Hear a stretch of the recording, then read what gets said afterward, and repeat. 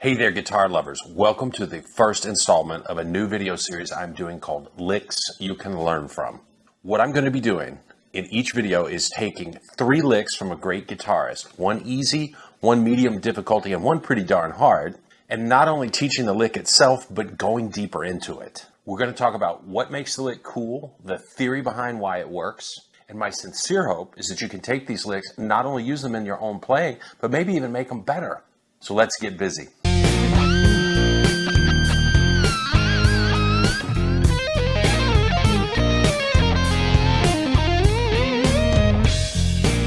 For the first video in Licks You Can Learn, I couldn't think of a better player than the mighty Andy Timmons. Andy is a very special player for a number of reasons. He's got a load of theory knowledge and shred technique when he decides to use it. On the other side of the spectrum, he's a massive Beatles fan with an incredible sense of melody. And I've heard him play fantastic blues. Throw in a godlike touch and phrasing and an ear for getting amazing tones, and you've got a recipe for one of the most complete rock guitarists in the world. Let's get started with some licks. The first lick we're going to check out is the opening lick from the solo of She's Leaving Home off the record Andy Timmons' band plays Sgt. Pepper. The song is in the key of E major, it's in 3/4 time, and it is just a beautiful chord progression. The lick is played over the chords E major, B minor, F sharp minor, C sharp minor, F sharp 7. So I'm going to play the lick and then we're going to break it down.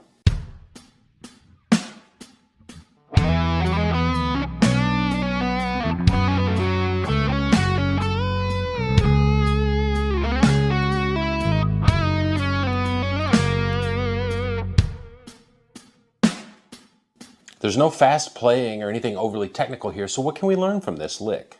First of all, Andy totally nails the chord changes by playing triads, or what I call triads plus 1. Secondly, the beautiful phrasing. There's an element of phrasing on nearly every note in this lick. And there are some things that Andy does near the end of the solo that make it particularly expressive that we're going to get into also. Let's talk about the melodic content first. Andy makes great use of triads to create a melody through the chord changes. Then he'll add just a note or two to the triads to create some tension. So I could play through the triads of the progression and you would definitely hear the chord changes, but it would also be super boring, something like this.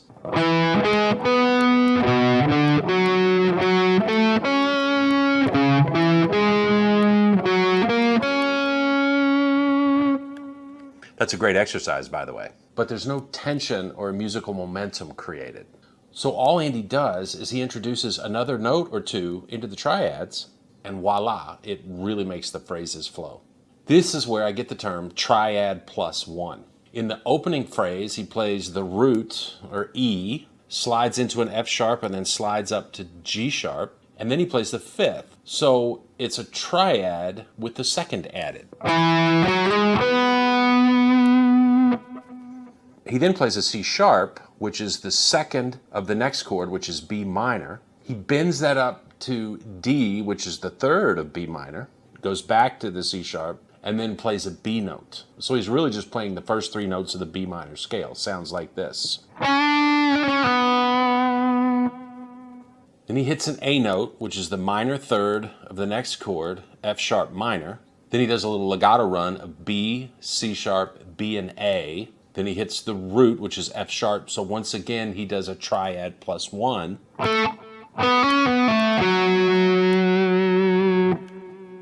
This time, he's adding the 4th interval to the triad. What he's playing is very beautiful in its simplicity, but it's also very clever because just by adding one note to a triad and mixing up the order of the notes here and there, you hear melodies instead of the terribly obvious way that some players use arpeggios that just go up and down, up and down, up and down. The next phrase he plays, he does it again, playing an F sharp minor arpeggio, but he starts on the minor 3rd, or A. He plays A, C sharp, F sharp, and C sharp. He then grabs an A, an octave above the note he started on, and bends it up to B. That B is the fourth interval, so another triad plus one, this time with the fourth again. From there, he releases the bend, goes down to a G sharp note, which is the fifth of the next chord in the progression, or C sharp minor.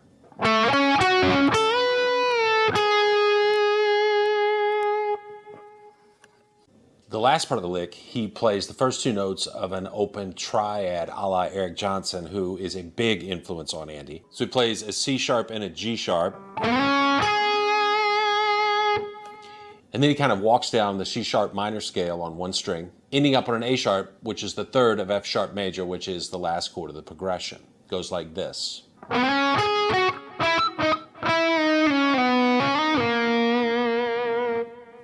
All those notes on one string leads us to another thing that everybody should try to learn from Andy, and that is phrasing. Phrasing is the ability to make the guitar speak by adding little nuances to the notes like slides, bends, and vibrato. Andy constantly uses very tasteful phrasing elements in his playing, and this lick is no different. He starts off the lick by sliding into the E note at the 7th fret of the A string. Then he hits the F sharp at the 9th fret, but immediately slides to the 11th fret. The next bit of phrasing he does is when he hits the C sharp at the 11th fret of the D string, bends it up a half step to D, he releases the bend, he very quickly slides back into the D note, then back to the C note, and pulls off to a B note. But that little bend, release, and slide back and forth happens very quick and seamlessly. It's almost like a trill.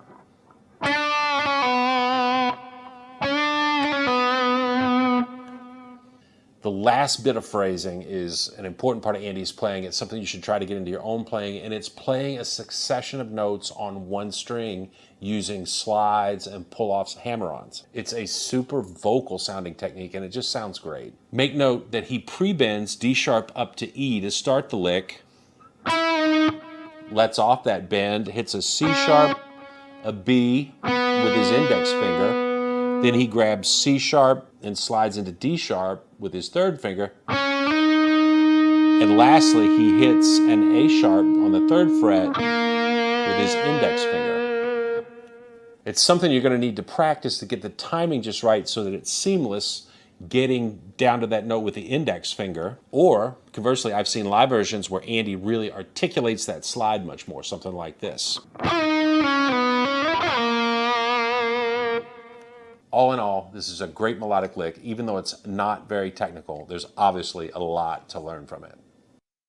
Lick number 2 is the Hendrixy bluesy fill lick from the intro of Electric Gypsy, which is one of Andy's most beloved songs. What can we learn from this lick? We can learn how Andy uses creative phrasing to make a simple scale, the major pentatonic, sound super emotional and melodic. How he uses picking dynamics, even in a fast passage, to give it much greater impact, and how he creates 3 distinct sections on a lick that combine seamlessly into one.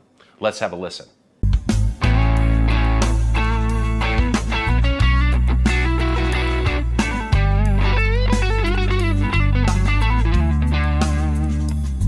So this lick is entirely out of the D major pentatonic scale, but Andy dresses it up with bends, slides, and slurs, and makes you wonder what the heck's going on when you first hear it. Let's break the lick into 3 sections and talk about how his phrasing really makes each section stand out. What I would call section 1 is all about unison notes on adjacent strings that he plays with bends and slides. The lick opens with the A note at the 10th fret of the B string bent up a whole step to B, followed by the B note on the 7th fret of the E string, so there's your first unison. He then grabs the F sharp at the 7th fret of the B string and then hammers on to the A note at the 10th fret of the B string again. So the first 4 notes sounds like this.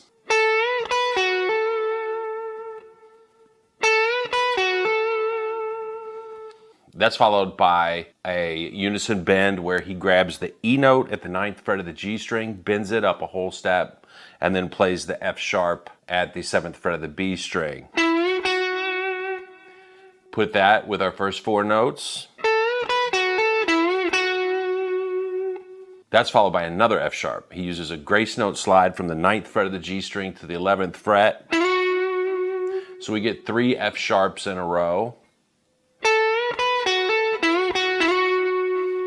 He quickly slides out of that to the 9th fret, plays the 7th fret, and ends the section of the lick with the B note at the 9th fret of the D string. So that whole first section sounds like.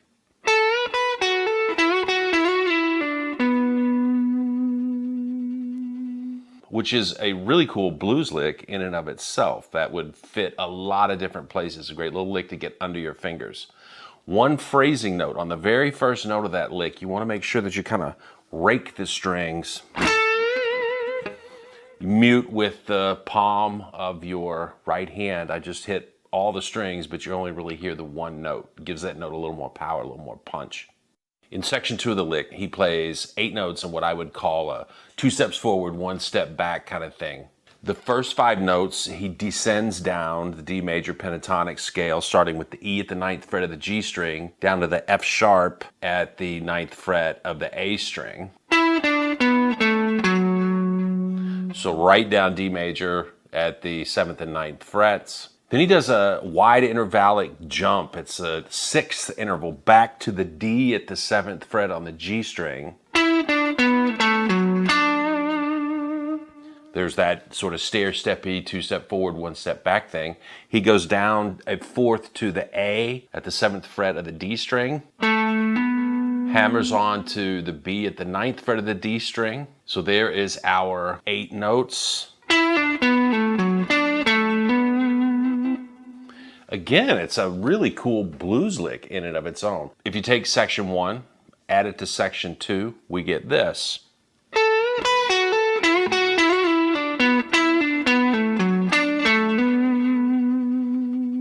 So section 1 is all about slippery bends and slides. Section 2 is more aggressive in its attack and uses those intervallic jumps to great effect. I also have to mention his picking dynamics here. He really digs in on that first note of section 2 and then again on the note where he makes that wide intervallic jump, and it really makes things pop out. It's a great thing to try to work into your playing, injecting dynamics in the middle of a phrase to give it more impact. Section 3 is another slidey passage to end the lick. He starts off the lick with a quick slide from the 7th fret of the A string to the 8th fret and then back to the 7th, so the E to F to E. Pulls off to the D note at the 5th fret.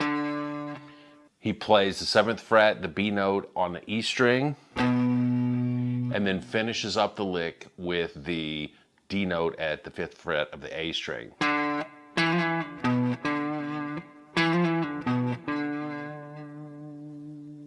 So those are our 3 sections. You've got section 1, which is our slippery, slidey kind of feel. Section 2, which is a little more aggressive with the intervallic jump. And then one more slidey section to end it. Put it all together.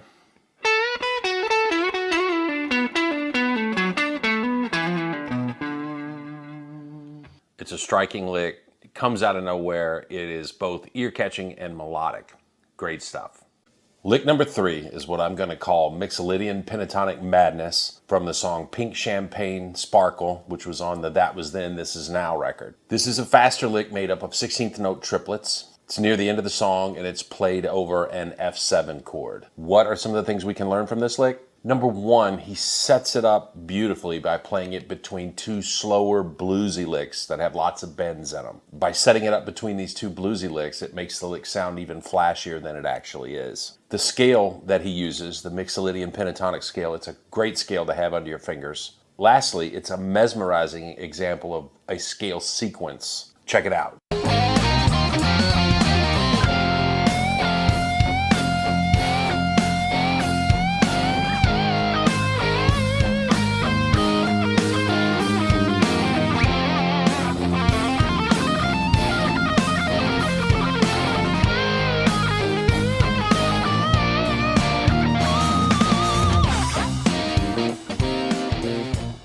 So let's first talk about the scale that he plays. Over this F7 chord, it's comprised entirely of the notes F, A, B flat, C, and E flat. So what you're doing is you're taking the minor pentatonic and you're changing the third from an A flat, which is the minor third, to an A, which is the major third. So instead of this, we have completely different tonality. We only change one note. It sounds great, and because of the changing of the minor third to the major third, you get a half step interval, which pentatonic scales don't typically have. So it has this vaguely Middle Eastern feel to it. It's also great because it sits really nicely on the fretboard. You can play it a couple different ways. You could play it in the standard shape of minor pentatonic. In the key of F, we'd be at the 13th fret.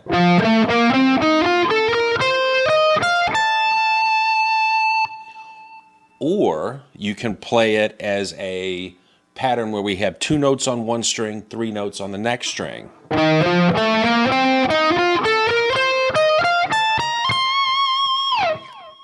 Back to that half step between the major third and the 4th interval, or the A and the B flat.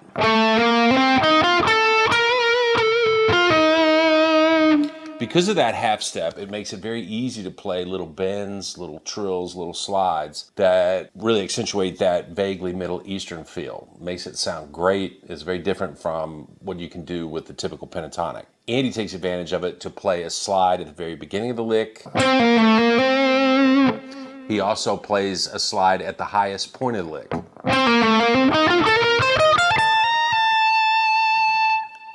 It's cool stuff, and if you spend a little time with it, it is a great way to come up with a lot of spice for your playing.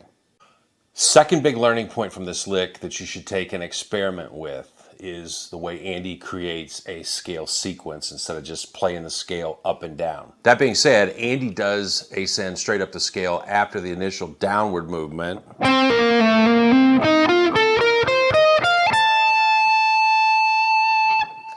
But on the way down, he creates patterns, starting with repeating an A flat, F, E flat triplet on the high E and B strings.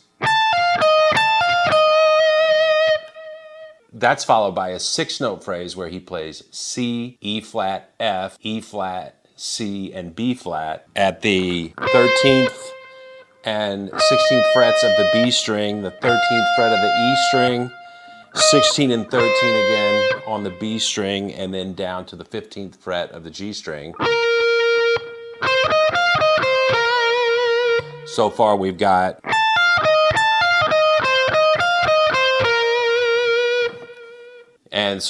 this back and forth rising and falling type of a feel. That's followed by 3 4-note groupings where he starts the next group on the second note of the preceding 4-note group. So he starts off with E flat, C, B flat, A, then C, B flat, A, F, then B flat, A, F, and E flat.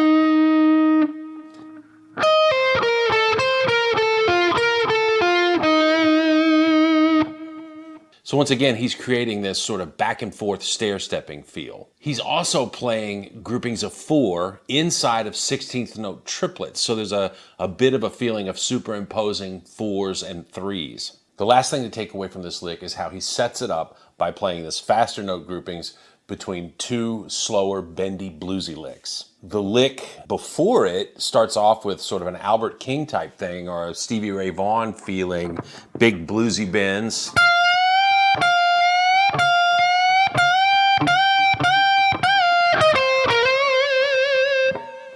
That's followed by our 16th note triplet lick. That's followed by another bluesy lick, and then it's off into the outro solo. I think it's an absolute masterpiece in staging a flashy lick, setting it up to make it sound even flashier than it is. It's just masterful.